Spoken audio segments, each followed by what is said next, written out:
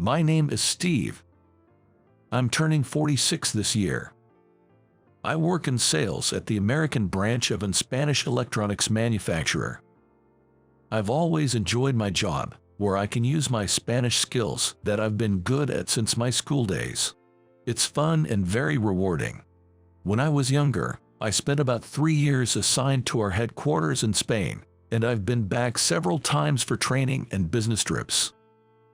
Because of my busy life, I never had time for romance, and without many chances to meet someone, I remained single well past 45. But last year, fate stepped in.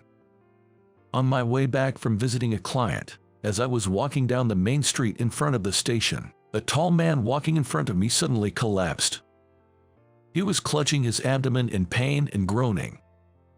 I rushed to his side and crouched down, asking, "Are you okay?"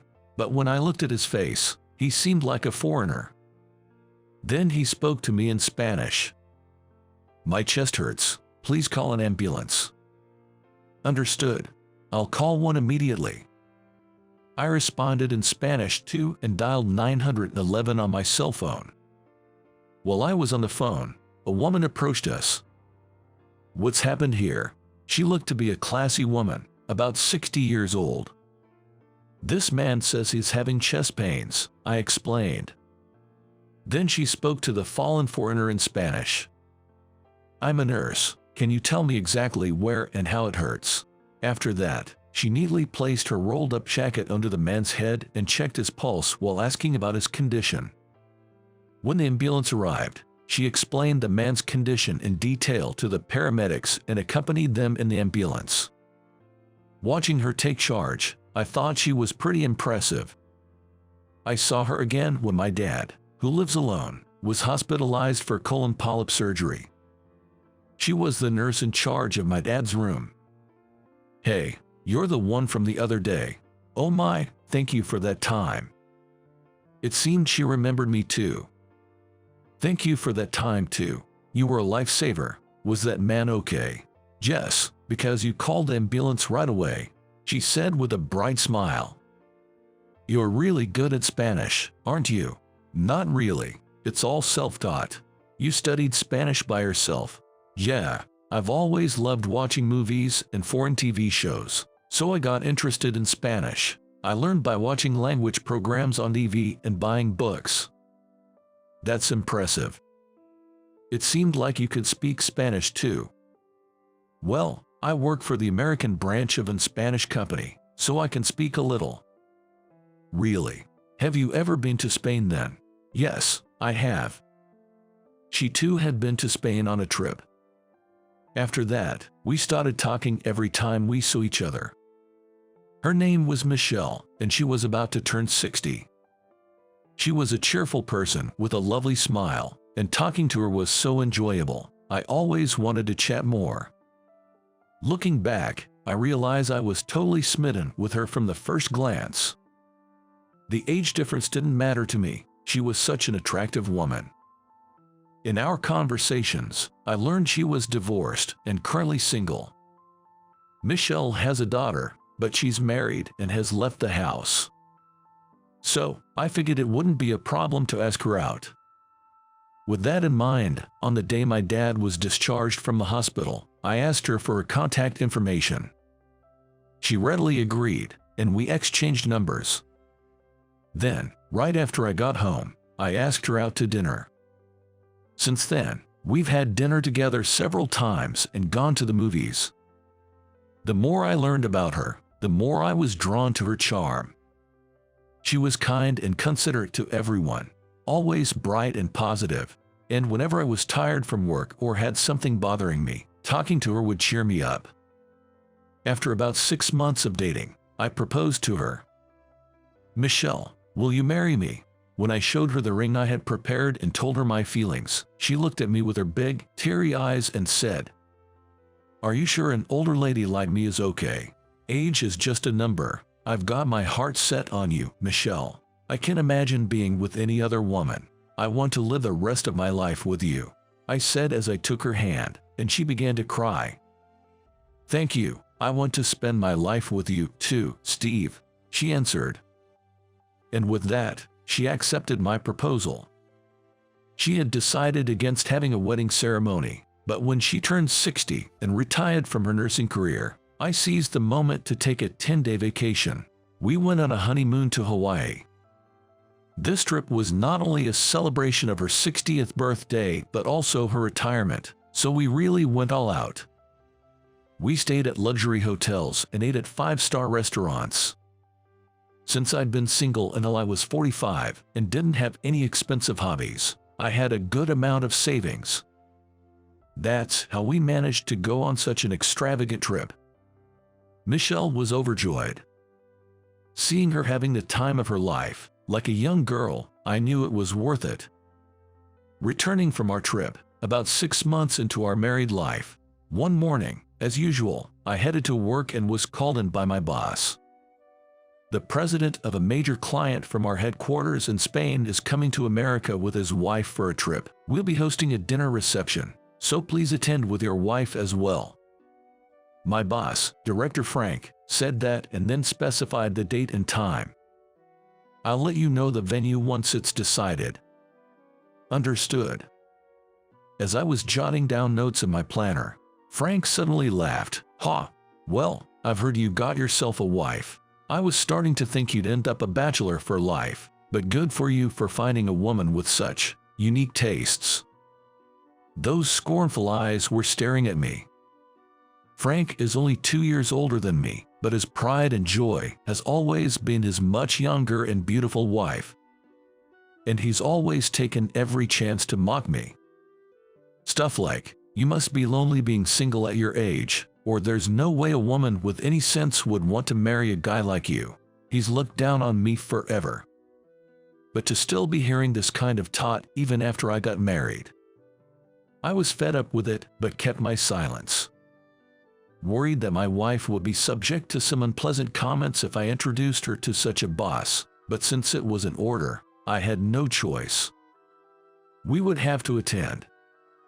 On the day of the dinner, I took Michelle to the designated restaurant. It was a high-end place for Italian cuisine. When I mentioned the name of the organizer to make our reservation and was led to the private room, there were Frank and his wife. Frank had every reason to brag. His wife indeed had the beauty of a model. "Sorry to keep you waiting, Frank."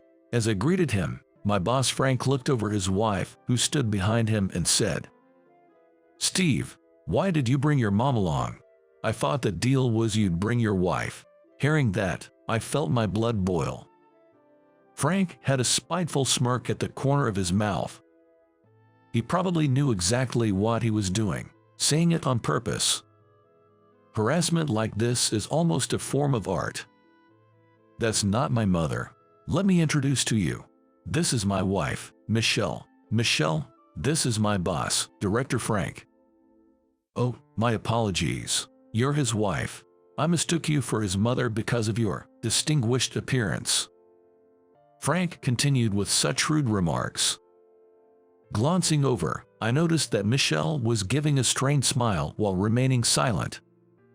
She was forcing a laugh, but I bet it was hurting her on the inside. I couldn't forgive Frank for hurting my wife. If he dared to say something that insulting again, I resolved to hit back hard next time. After a while, our client from the headquarters, Richard, showed up with a young employee as his guide. "Nice to meet you. I'm Richard. Excuse me, but my wife Emma is currently in the restroom, so I'll introduce you to her shortly." Richard said that in Spanish. Frank and his wife, as well as Michelle and I, all introduced ourselves in Spanish. It seemed like Frank's wife wasn't very good at Spanish. Apart from stating her name, she barely spoke, and whenever Richard asked her something, Frank answered for her. In contrast, Michelle, whose Spanish was fluent, was happily chatting with Richard. Seeing this, Frank and his wife looked displeased. "Anyway, Steve, how did you get up the nerve to marry a woman so much older than you?" Frank started speaking in English abruptly.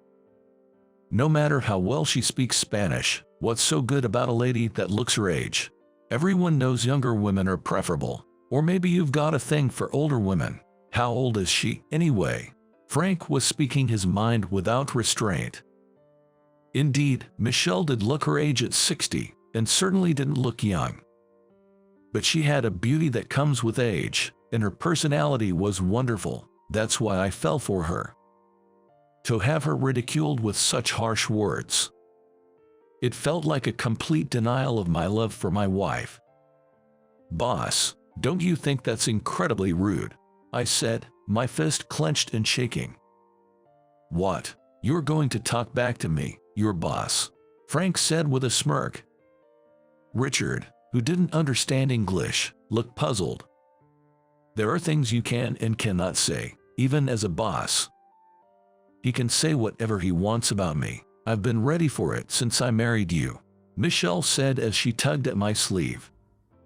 That's when it happened.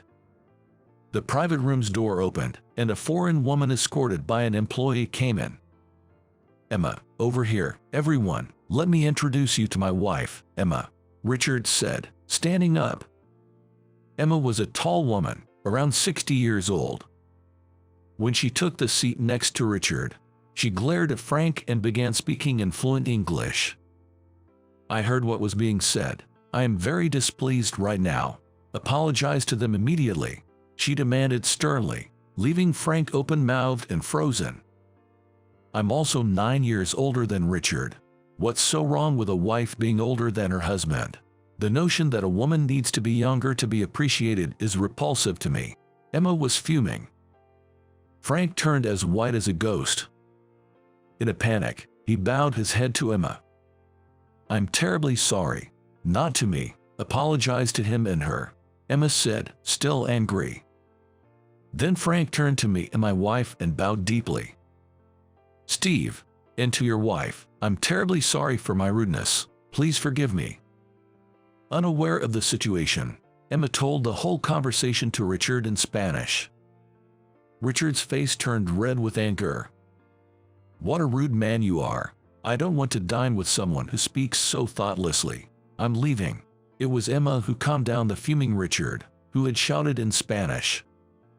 Well, he has apologized, so let's forgive him." "No way, I can't forgive him. Please leave now and never make such comments again." Richard's anger did not settle, and Frank, still pale, went home with his wife, looking downcast. Then, we introduced ourselves to Emma again. "Pleased to meet you. I'm Michelle, the wife of Steve Richardson." Hearing Michelle introduce herself, Emma's eyes widened. "Michelle, are you Michelle Richardson?" "Yes, that's me." "Oh, my God. I'm Emma Anderson, your email friend." Excited, Emma switched to speaking in Spanish. "What? You're Emma?" Michelle also looked incredibly surprised. The two of them joyfully clasped hands over this coincidence. Listening to their conversation, it turned out they had met on an internet forum and had been exchanging emails for over 20 years. Michelle had taught Emma English, and Emma had been teaching Michelle Spanish. So that's why Emma could speak English. Michelle was too shy, so they had never done a video call before. It seems they didn't know what each other looked like. What an amazing coincidence, though. To meet an email friend from overseas like this, and at such a place. The party really got going with Emma and Michelle's conversation at the center. The food brought out was delicious, and Richard and Emma enjoyed it too. "Man, what a great day." I can forgive Frank's remark, but I'm truly happy that Emma and Michelle met by chance. Richard had also heard about Emma's longtime email friend before. "I've really been looking forward to trying authentic Italian cuisine, and I'm totally satisfied. I'll be sure to tell the folks back at the headquarters in Spain about this." After the meal, saying this, Richard left with Emma. It seems the dinner was a success. Later that day, back at home, Michelle said to me, "Steve, thank you for standing up to Frank earlier. I acted tough, but if you had gone along with Frank, it would have really shocked me. I'm relieved and glad that you stood up to him." Of course I'd stand up to anyone. I can tolerate anyone talking awful about my dear Michelle. But, Michelle, You said you were prepared for this when we got together. I had no idea you felt that way. Gotta admit, it was a bit of a shock. But we have a 14-year age gap. I don't exactly look young, and to outsiders, our age difference is pretty obvious, right? I was braced for some remarks. It was a relief that your parents didn't object and were supportive of our marriage. So that's what it was. You needed that kind of resolve to marry me. Still, thanks for marrying me, Michelle. Don't mention it. The happiness I feel being with you makes all that trivial. Michelle said this with a bright smile. Seeing her smile, I fell even deeper in love with her. A few days after Richard returned to Spain, my company called to say a major deal with his company had gone through. Richard had made a point of sending his regards to me. Apparently, Richard had also reported Frank's nasty comments to the headquarters, and as a result, Frank got demoted to a regular employee. And in his place, I was promoted to department head, effectively reversing our positions. Since that day, Frank stopped making condescending remarks towards me. He became utterly submissive, and seeing him bow was incredibly satisfying. Michelle and Emma continued to exchange emails and calls, staying good friends. It looks like Michelle is now planning a trip to Barcelona where Emma lives. Watching her talk excitedly about it, I want to protect that smile for as long as I can. I want to make her happy. That's what I thought. Sigh. I just can't stop sighing. I was on the verge of quitting my job when I was hit with an unbelievable situation. In my hands, I had a photograph from a matchmaking service. In it was a fair-skinned, beautiful woman. The other day, I was suddenly called into the CEO's office, trembling. I wondered what it was about as I went to listen. The CEO of a company we do business with wants to consult you. You know Mr. Johnson from the printing company. He has proposed a match for you with his daughter. Excuse me, I couldn't believe what I was hearing. Of course, I didn't know Mr. Johnson all that well. I had been invited by our CEO to play golf with him a few times, and we had only chatted a little. Why me? What for? I was filled with nothing but these thoughts. Mr. Johnson's company is a fairly large corporation. A match with the daughter of such a distinguished company CEO seemed impossible. With all due respect, I've had to check with him several times. They definitely want to arrange a match between you and his daughter. No way. While in disbelief, I took the envelope that contained the daughter's photograph. That night, I called my mom back home to talk about it. Well, isn't that a fine offer? Why don't you meet the lady at least? Yeah, but I'm thinking of turning down the matchmaking. I see. I'm sorry. It's because I've become like this. It can't be helped. It's not your fault, Mom. It's just age. I plan to quit my job soon and return home. The reason is that I need to take care of my mother, who has a chronic illness. Fortunately, I have knowledge related to programming.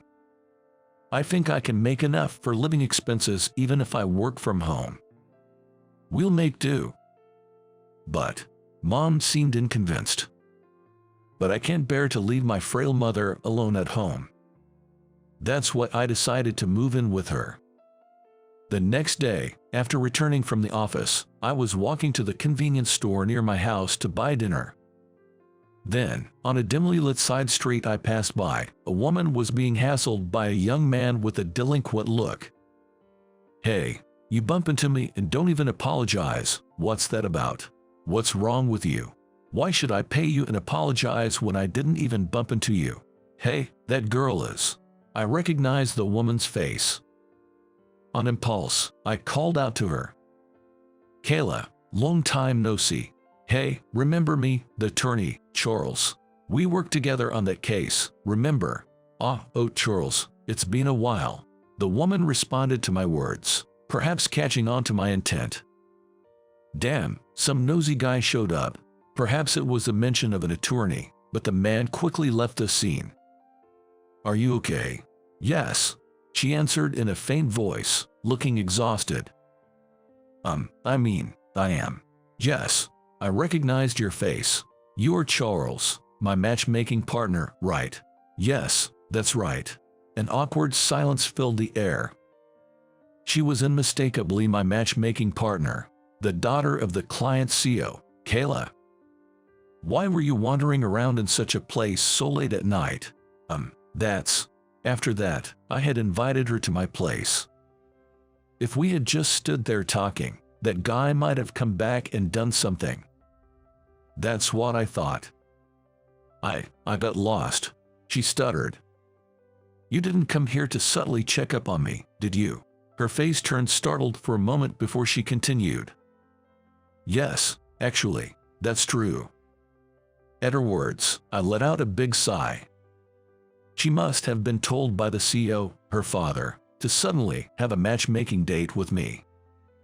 I understand being curious about a match arranged by her parents, but there's no need to come scouting out at this time of night. No, actually, I had a fight with my father about the matchmaking. Yes, a delicate air flowed between the two of us. If you don't like it, I think we could both go and turn it down. What do you think? No, I don't dislike the idea of matchmaking, but it seems like you're not keen on it. She looked down dejectedly. I let out a big sigh and told her that I had intended to decline the matchmaking and that I was planning to quit my job and return home soon. What? Quit your job?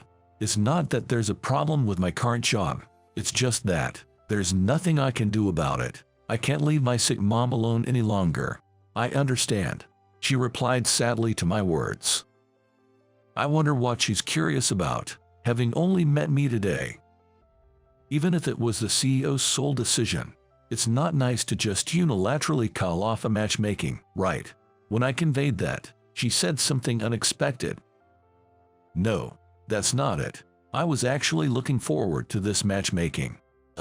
But my father told me that you might not be interested, and I just couldn't sit still. So you came to check up on me. She nodded shyly, looking embarrassed. I was at a loss for words. I can start a relationship with her considering my future plans. And yet, this might hurt her feelings. I'm sorry. My father was being pushy. I'll tell him to call off the matchmaking from my side. No, but... She looked up with a sad face, and I was at a loss for words. Actually, this matchmaking, I pretty much asked my father for it. What? Don't you remember? We've met a long time ago. As she spoke, she took out her cell phone from her bag, but then she looked at the time and said, "Oh, it's so late. I really must go home now. Can I call a taxi? It's rude of me to be here at your place at this hour, and I'm sorry for any trouble I've caused." Sure. After that, a taxi arrived quickly, and she went home. Still, she said something strange. Where have we met before? To be honest, I only knew her from the matchmaking photo. Looking at her picture again, I was thinking with my mind racing. I just don't recognize that face. No matter how much I looked at her face, I couldn't remember. Then, my eyes landed on her ears in the photo. She was wearing cute earrings. Oh, I remembered something. But that was over 20 years ago. Could she be the girl from back then? As unlikely as it seemed, I decided to accept the matchmaking and verify it for myself. On the day of the date, when she arrived at the appointed upscale restaurant, I caught my breath at the sight of her. She was fitting for a CEO's daughter, with her fair skin and a gentle appearance. I can't believe you agreed to come. She blushed slightly and smiled happily. There's something I wanted to check with you. You're Kay, right? You finally remembered. Her face lit up with a smile. She was indeed Kay, my childhood friend. It's hard to believe. We haven't seen each other in over 20 years, right? Yes. Back in the day, she used to live near my family home. Her parents were often busy with work, and the neighborhood ladies and my mom looked after her. She ate at my house several times. Looking through photos my dad took, I saw you in one from when we went golfing. and I recognized you right away, but my dad didn't notice at all. When I told him that man was definitely Charles, he seemed to remember the past. I had been deceived by someone I was dating with the intention of marriage, and I had become distrustful of men for a while. But seeing that photo made me want to see you again, and I half-jokingly said that maybe I could marry you. I see. So your dad took it seriously then. She gave a wry smile. It seems her father, desperate for a good match for her and not finding any, seriously set up the matchmaking with me. But I really am thinking about marriage. Looking at her smiling face, I felt gloomy. I have plans to quit my job to take care of my mother at our family home. I don't even have another job lined up. I'll be without an income. If I were a father, I wouldn't allow my daughter to marry a man in such a situation. I will take good care of your mother, so can't we invite her here to stay with us? What? To have you take care of my mother right after getting married? I owe her since I was little. She took care of me. I would like to return the favor, she said, bowing her head. Please, let's continue our relationship. I've been troubled for so long, not meeting the right person. If I miss this connection with you, I feel like I'll never meet someone good for the rest of my life. Kayla, looking at her bowed head, I was speechless. The thought of her being chased by the duty of caring for my mother right after marriage pained my heart. But I can't let you go through such hardships. I'll be fine. Let's invite your mother here and live together, the three of us. Are you serious? I was overwhelmed by her statement. I'm not young anymore. I'm ready for that level of commitment. Her determination seemed firm. But what would Mr. Johnson think? A daughter going off to marriage, only to spend her days immersed in caregiving at her new home. Knowing this before the marriage, could a parent happily send off their daughter? Seeing my troubled face, she said, "Is caregiving really such an unpleasant thing?" Her question caught me off guard. My father will one day need care too, and someday I will as well. I think it's just part of life. Kayla's words struck me like a blow to the back of my head. That's true, but caring for someone else's parent is harder than you might imagine. I was cared for by your mother. I ate the food she cooked for me, even though I was someone else's child. It's the same thing. Her honest words swayed my heart. It's a thank you. Think of it as thanks for your mother. And do you remember this? Saying that, she touched the sparkling earrings by her ears. They were a pair with two overlapping heart motifs, which my father once said he had given to my mother as a present, and she had always worn them as her favorite. When I would gaze at them because they were so sparkly and pretty, your mother gave them to me. Wear them when you're older, she said. I only have a son, so I can pass them on, she told me while laughing. I remember that moment well. The reason I realized that she was Kayla, my childhood friend, was because I saw those earrings, which my mother had given her. I understand, let's consider it, taking my mother's opinion into account as well. Really, thank you so much. And that's how Kayla and I began dating. Both the CEO and my mother said the same thing, that they could finally relax knowing their child found a good person. It reminded me that all parents feel the same about their children. When I told my mother about living together with Kayla, she hesitated at first, saying she didn't want to interfere with the young couple and even suggested moving into a nursing home. But Kayla insisted that we should live together, and eventually, my mother agreed. And so, our life together as three began. Kayla has been taking great care of everything, from household chores to accompanying my mother to the hospital. I can only feel gratitude towards her. My mother seems so happy to have a companion. She smiles much more now than when she was living alone. Hey, what kind of design do you think would be good for a wedding ring? Well, maybe we should ask my mother too. Yes, let's talk about it during dinner. The conversation for tonight's dinner was set to be about the wedding rings. Next month, we're having our wedding. I can already imagine Kayla's father crying at the ceremony. I smiled to myself at that thought. My name is Mike. I'm a guy with a low education, having only graduated from middle school. The US used to be called a meritocratic society, but I'd think fewer people care about that nowadays. Nevertheless, there's someone who's been ridiculing me every day recently. That's my direct supervisor, Rachel Smith. Hey, dropout. Why are you dragging your feet with your work? Hurry it up. Yes, sorry. When she's in a bad mood, she gets rough with people like this. Moreover, she calls me dropout as a nickname. I feel humiliated, but what she's saying is true, so I'm in no position to argue back, which is frustrating. Then, one day, I went out for drinks with a colleague from work. Everyone, not just me, is fed up with our female boss's haughty attitude. Man, she's so annoying.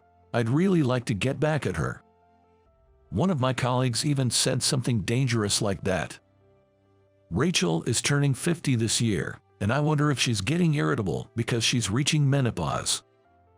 If she'd just keep quiet, she'd actually be pretty. Well, she is an older lady though. My colleagues laughed loudly. My colleagues seemed to get more vulgar as they drink more, and the candid chalk really got the place going. Indeed, Rachel is a beautiful woman with a good figure and a pretty face. She must used to be quite popular when she was younger. In fact, she married in her 20s and has one child. Well, I admit she's beautiful, but she has a difficult personality, I guess. I can imagine living with someone like that. If it's like the company atmosphere at home, she'd definitely be divorced by now. But Mike, you always get chewed out by Rachel. She mocks you with dropout. It must really get to you, right?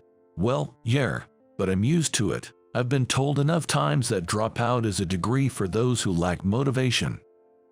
To relieve my stress, I just kept drinking. All right, let's hit the next spot. My colleagues were red in the face, putting their arms around each other and making a racket. We had a surprisingly good time, so we decided to go to a nearby bar. But at this point, they were pretty drunk and I couldn't help but wryly smile at the thought of whether they'd be okay. Excuse me, check, please. One of my colleagues took care of the bill, so I gave my bill to him and went outside for some fresh air. The cool night air felt good against my flushed skin. Maybe I'll go somewhere cooler. That's what I was thinking when I walked a little away from the bar. And then, bam! I ran into Rachel, the one who ridicules me every day. I was taken aback. Rachel was dressed nothing like her usual suit attire but in flashy clothes instead. Her hair was wavy, possibly styled with a curling iron. She was wearing a miniskirt, and her makeup was on point. You wouldn't believe she's a 50-year-old married woman. She had transformed into a stunningly seductive lady. And she was walking with a considerably younger man. Is that her husband? No, but he seems too young. We made eye contact, and seeing Rachel's surprised look, I quickly averted my eyes, thinking I'm in trouble. This area is not only a busy district, but also close to a hotel district. Could it be? While thinking that, I glanced at Rachel again. She had indeed gone towards the hotel district. No way, I've just witnessed an affair. Then, finally, my colleagues came out of the bar. Hey, what's up? Did you run into someone you know? I was taken aback by my colleagues' perceptiveness, despite being drunk. No, it's nothing. Sorry, I think I've had too much to drink. I'm gonna head home. With that, I excused them from the second round and went home with a heavy heart.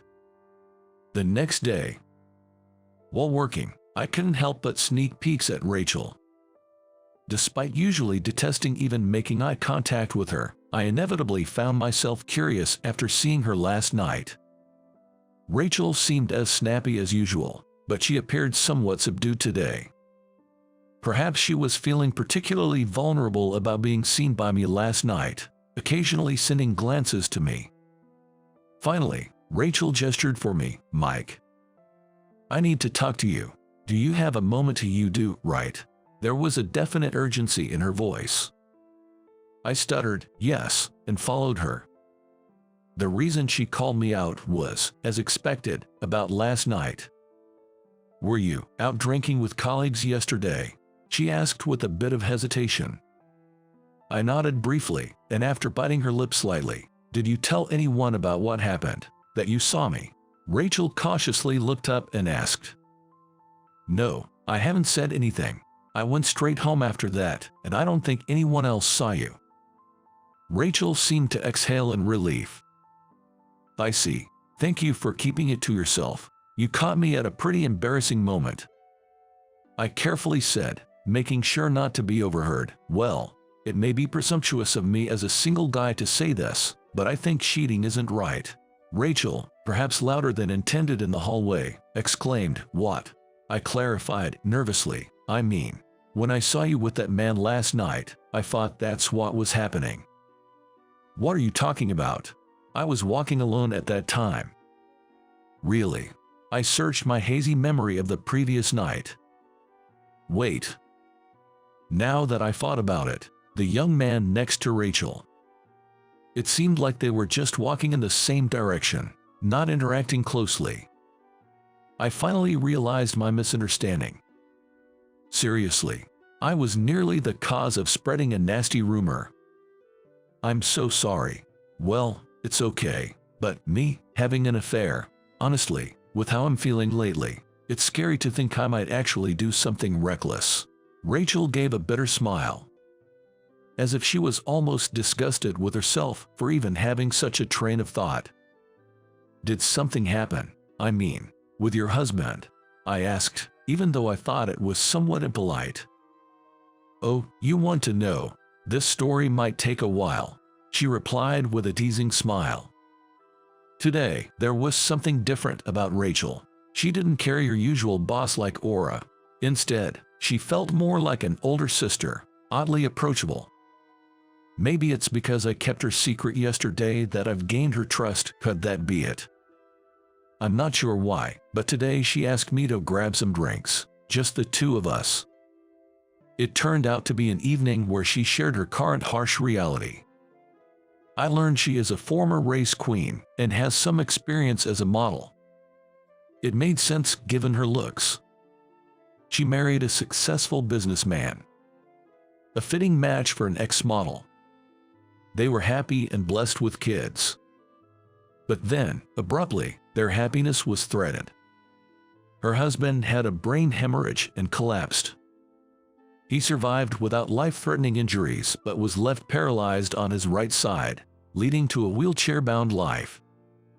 From that point, the Smith family's life has changed drastically. Rachel found herself doing more at home, like helping her husband dress and use the toilet. Despite being tired from work, she couldn't rest at home and ended up carrying a lot of stress without realizing it. That's why my daughter, seeing this, tacked to her dad's folks. They suggested I take a break and go out with friends, she explained.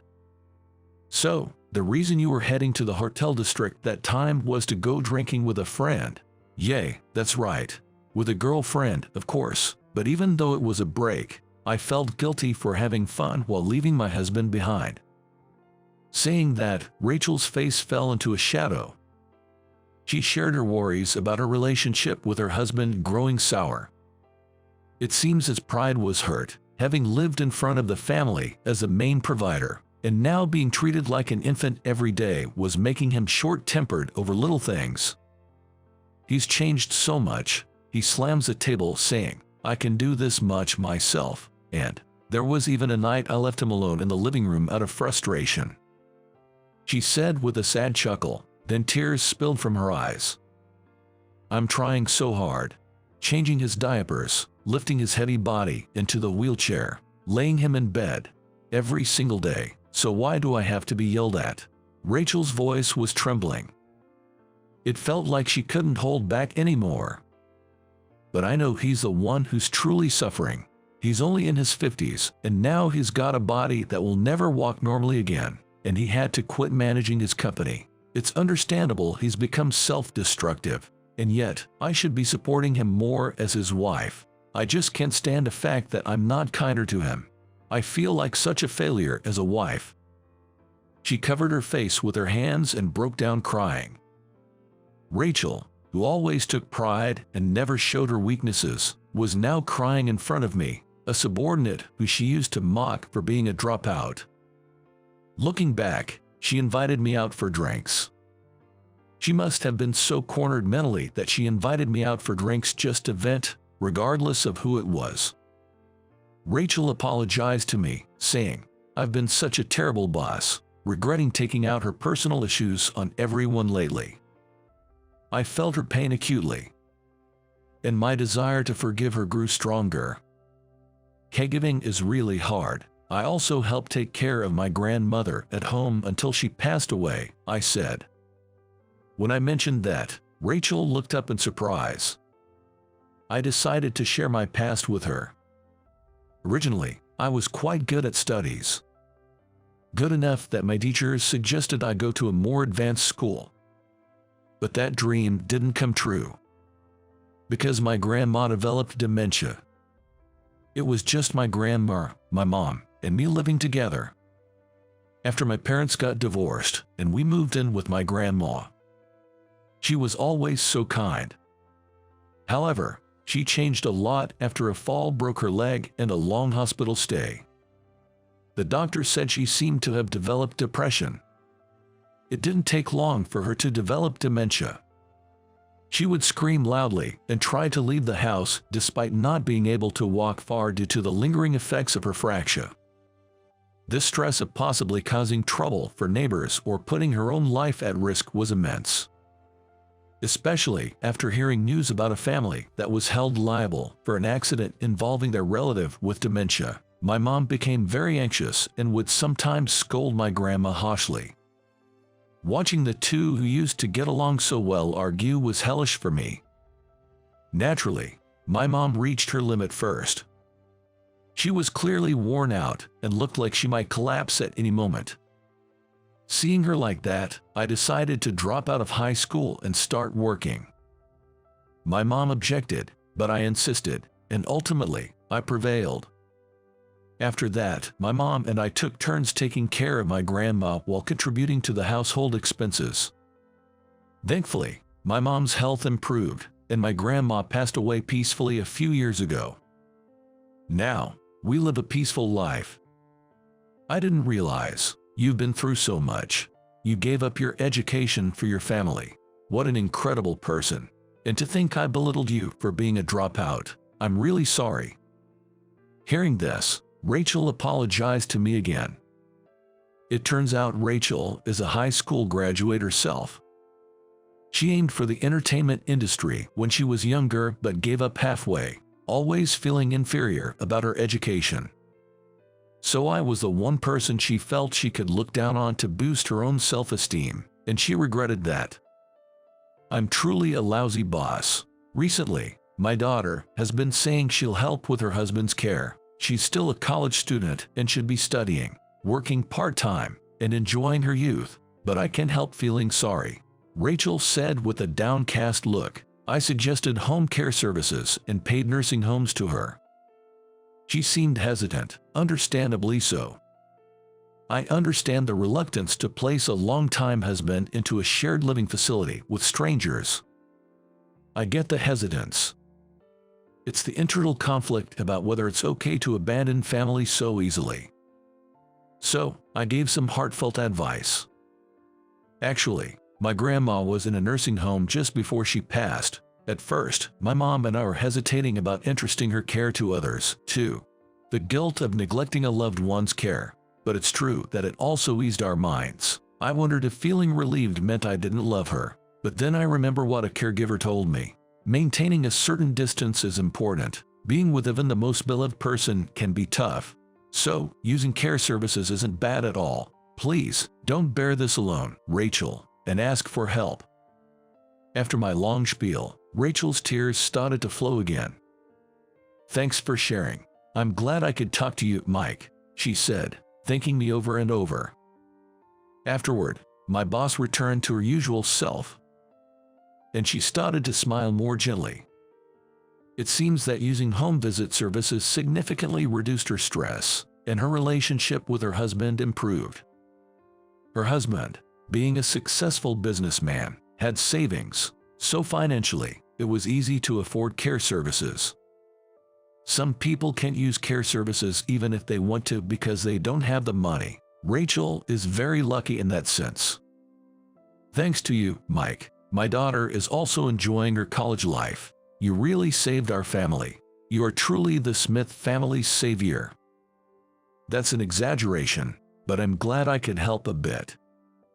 As I said that, Rachel looked intently at my face. By the way, you're single, right, Mike?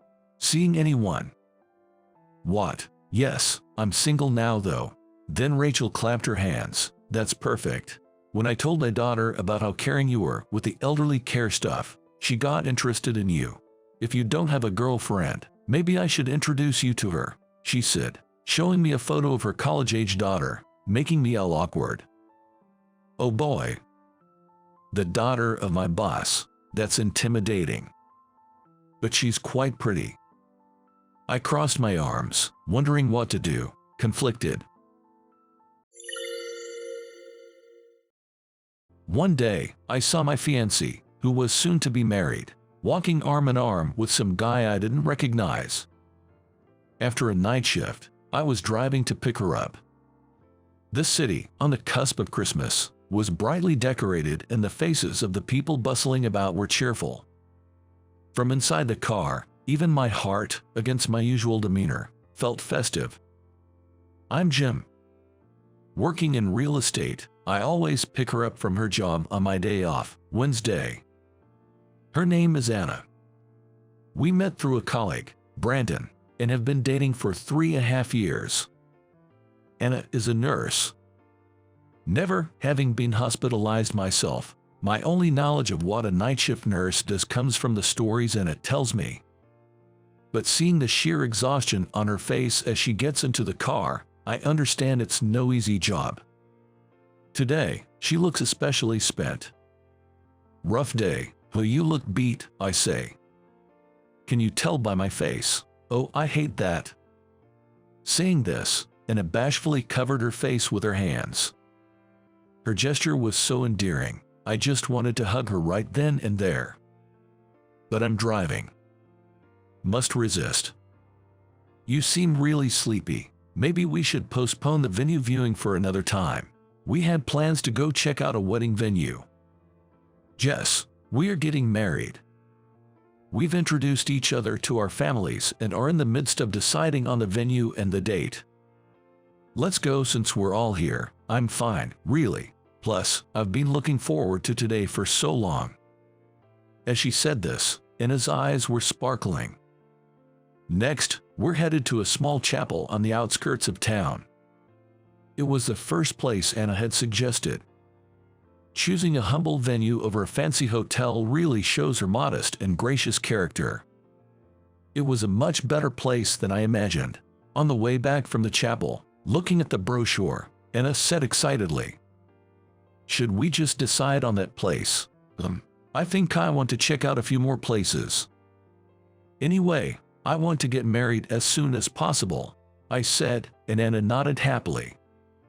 Having the person I love by my side, smiling at me. I can't imagine anything happier than this. I will definitely make her happy. That's a promise I made to myself. But suddenly, those happy days came to an abrupt end. It happened one day. Working overtime, I noticed my coworker, Brandon, lingering around me, looking like he wanted to say something. Come to think of it, Brandon has been acting strange since this morning. I figured he might have a stomach ache or something, so I just kept working.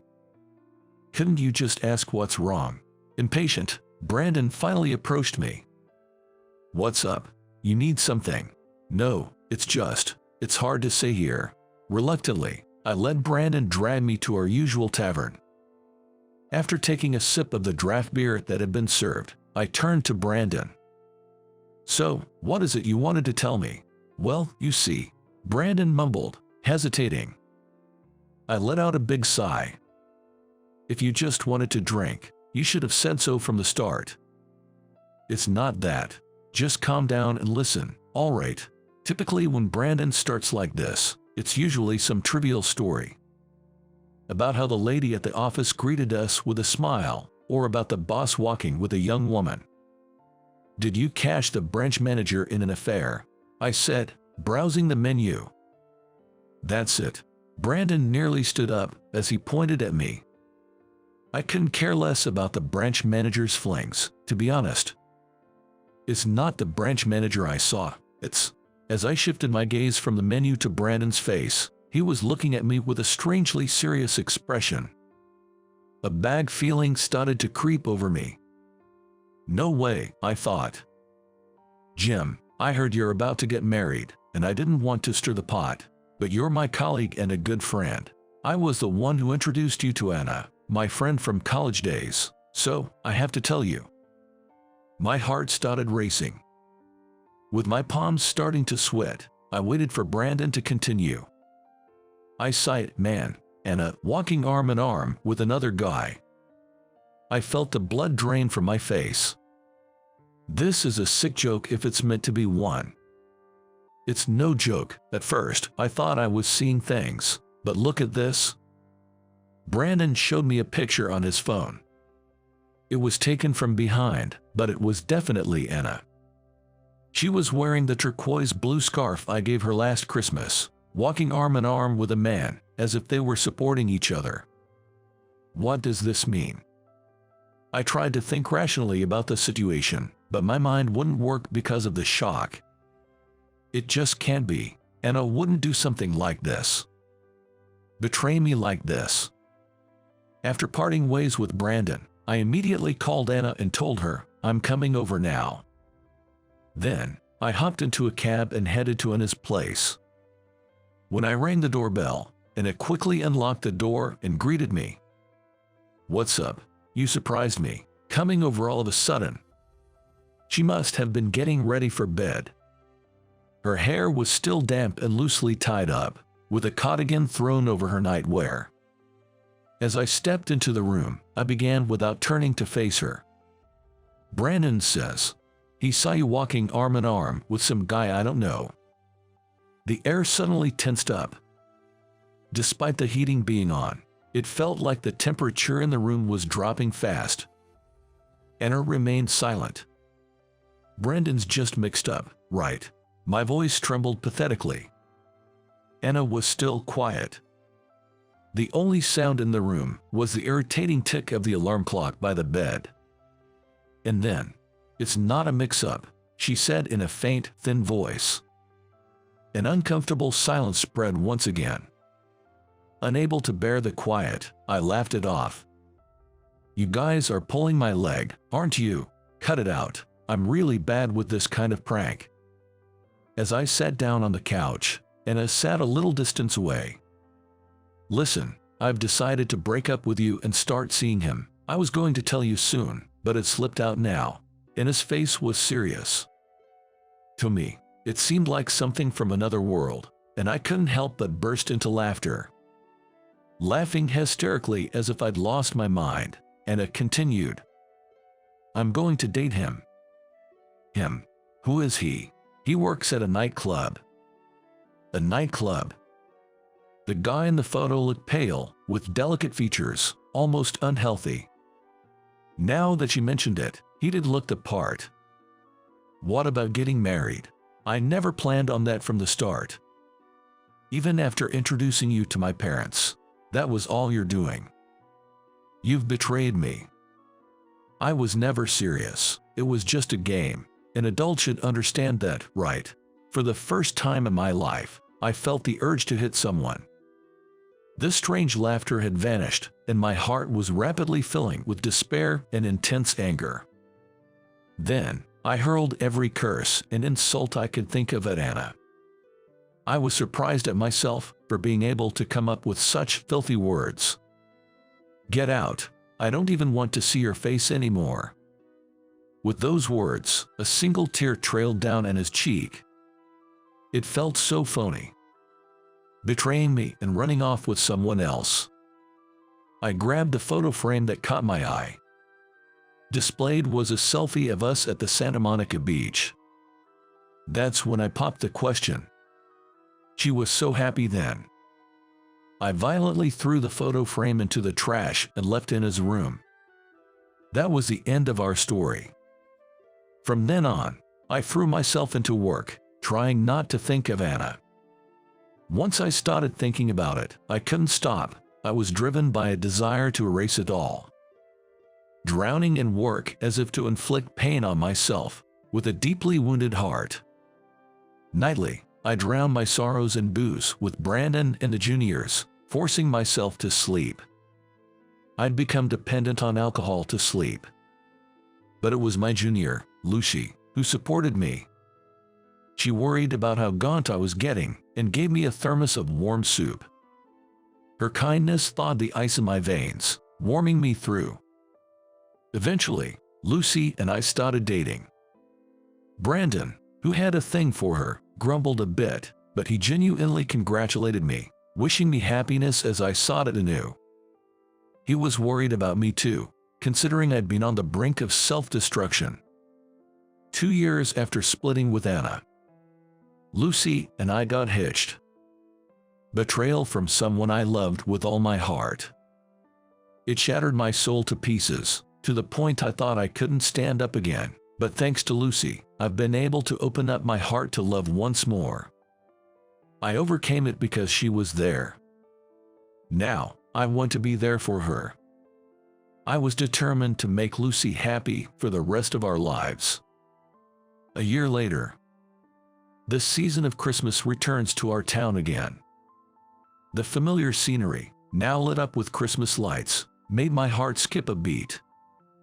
No matter the age, Christmas always brings that excitement. I looked around, scanning the shop windows for the perfect find. Today, I was on the hunt for Lucy's Christmas gift. Gloves were last year's gift, and jewelry just lacks originality. Maybe splurging on an electric bike would do the trick. As I pondered, a familiar profile caught my eye. It was Anna. She was wearing the turquoise blue scarf I gave her, pushing a wheelchair. The man in the wheelchair must be the guy from that photo. He works at a nightclub, doesn't he? I thought he'd be out of the picture soon enough, but they're still together, huh? A dark flame began to burn in the pit of my stomach. I couldn't contain my hatred and stepped forward to confront them. "Hey there," startled by my sudden appearance, and his eyes widened. "Jim, still using that scarf, I see." "Yeah, well," my gaze fell on the man in the wheelchair. The guy, with his black beanie, didn't so much as glance our way, just kept looking straight ahead.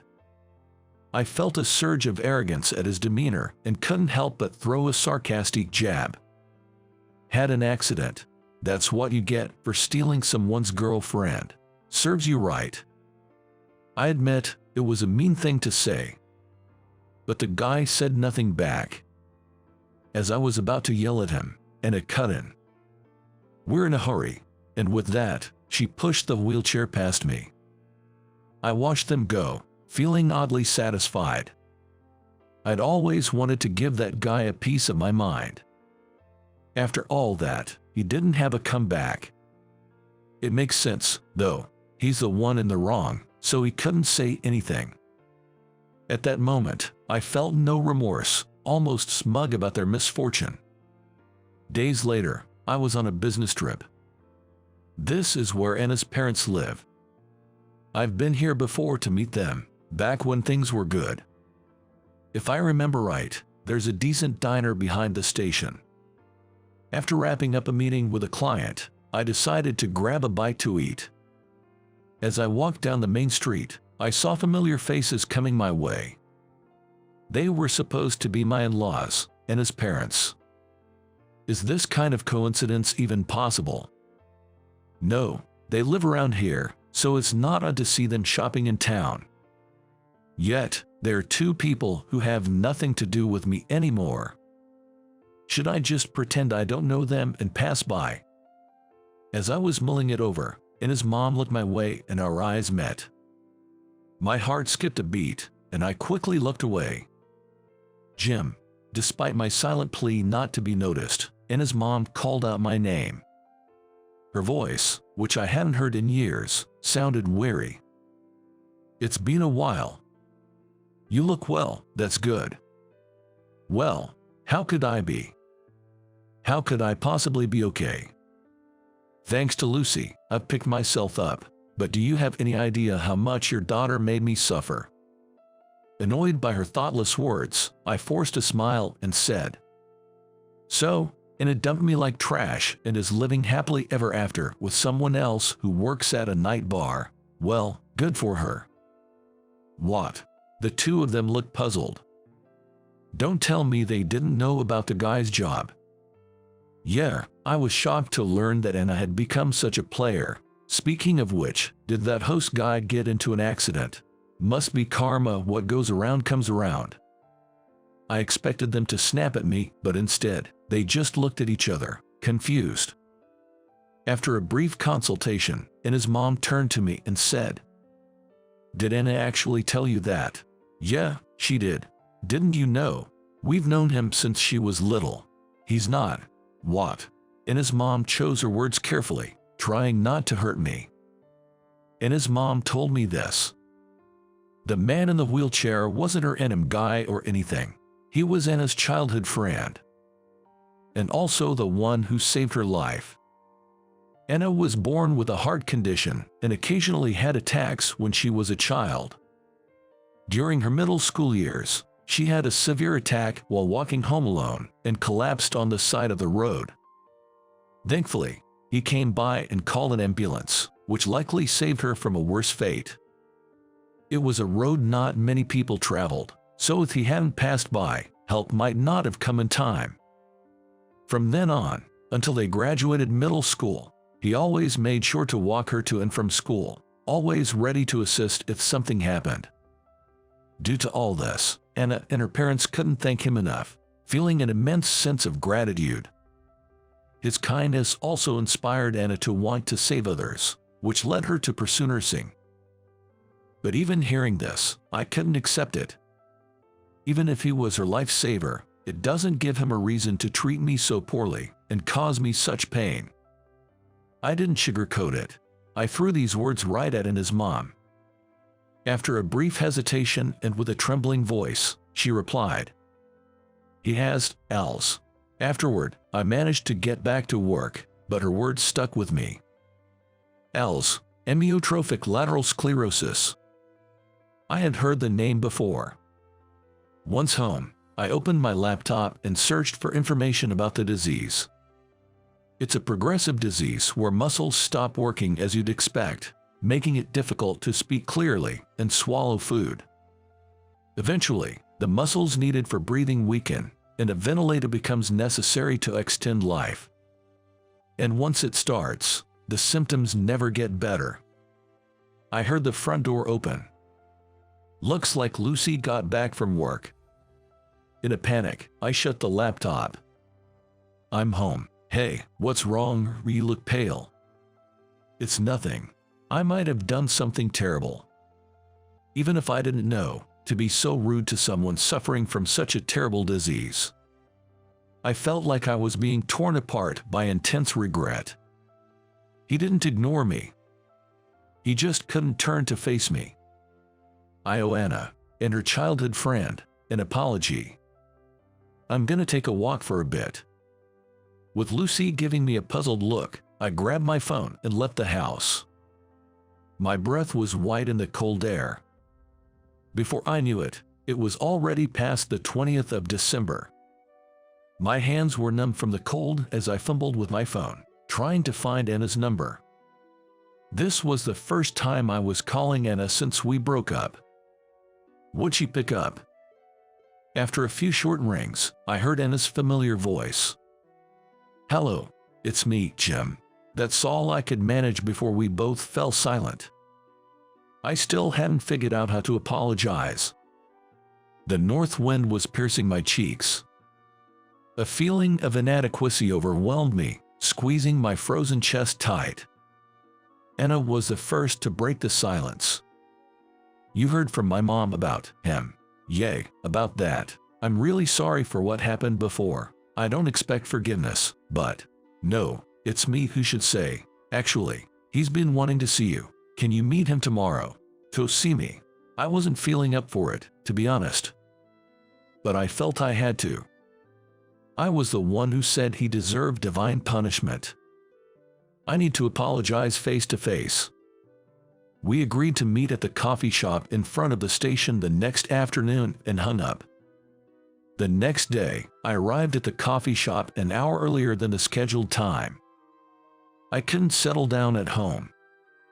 I couldn't gauge Anna's feelings through the phone call the day before. Was she angry? Or was she sad? After about half an hour, the cafe's door opened, and I saw Anna coming. She was pushing the wheelchair just like she had been the other day. When she spotted me, she deftly changed the wheelchair's direction and headed straight towards me. I gave a slight nod and watched her approach. "You're pretty early, aren't you?" Anna said with a weary smile. That unchanged smile of hers made my old wounds ache. "It's been a while, so he is. He's Kevin, just like my mom told you. He is my childhood friend. He can't move or talk normally anymore." Anna spoke while wiping Kevin's hands with a wet wipe.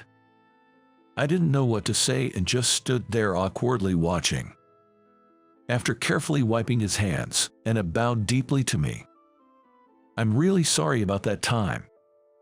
I was terribly shaken, thinking that I should be the one apologizing, and I couldn't even respond.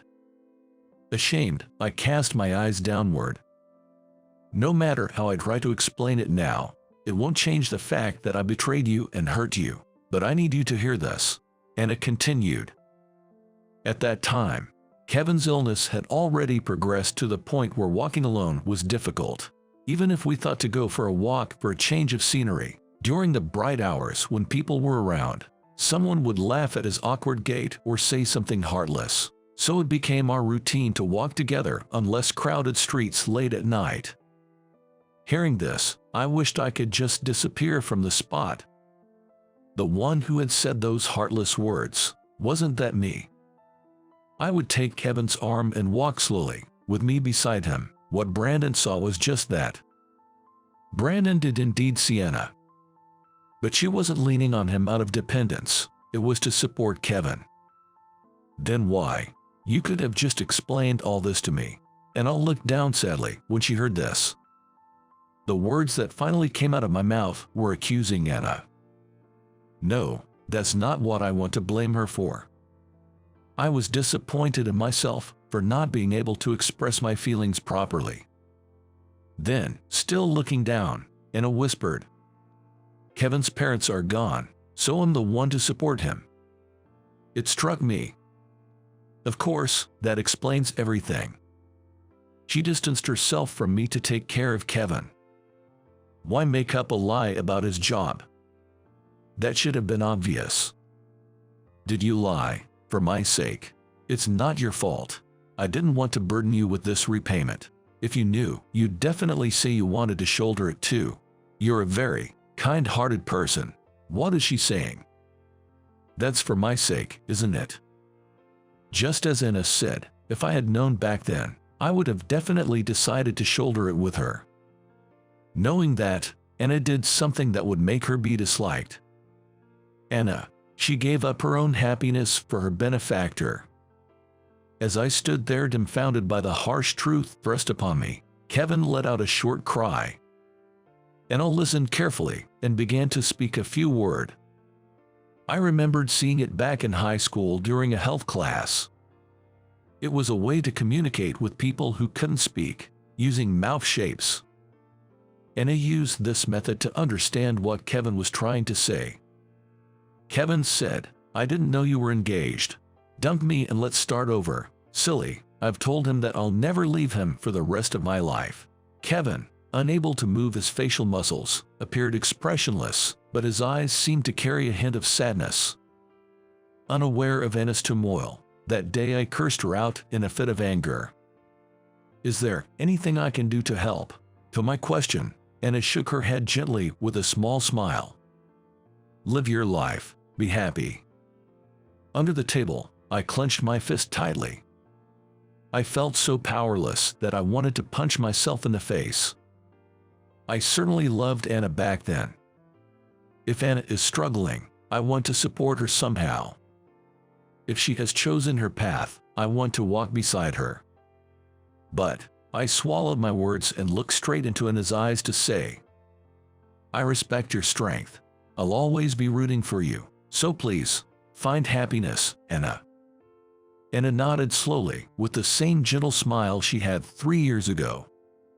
She waved her hand slightly in front of her face before turning her back. As I watched her in a daze, Anna turned around as if remembering something and said to me, "Merry Christmas, though it's a bitterly. We probably won't see each other again. But I hope you will be happy. May your chosen path be filled with light." I closed my eyes and prayed earnestly. When I got home, Lucy was decorating the Christmas tree. She was stretching to put a star-shaped ornament on top of the tree, taller than herself. "Welcome back. Hey, can you put this on for me? I can't reach." I took the star from Lucy. I wish such brightness would shower upon Anna and Kevin. May darkness stay away, and only overflowing happiness embrace them. With that thought, I became so wistful that tears began to fall uncontrollably. Surprised by my sudden tears, Lucy looked into my face with concern. I hugged Lucy desperately and told her I loved her over and over.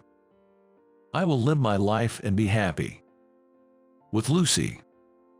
We will cherish each other and live happily ever after.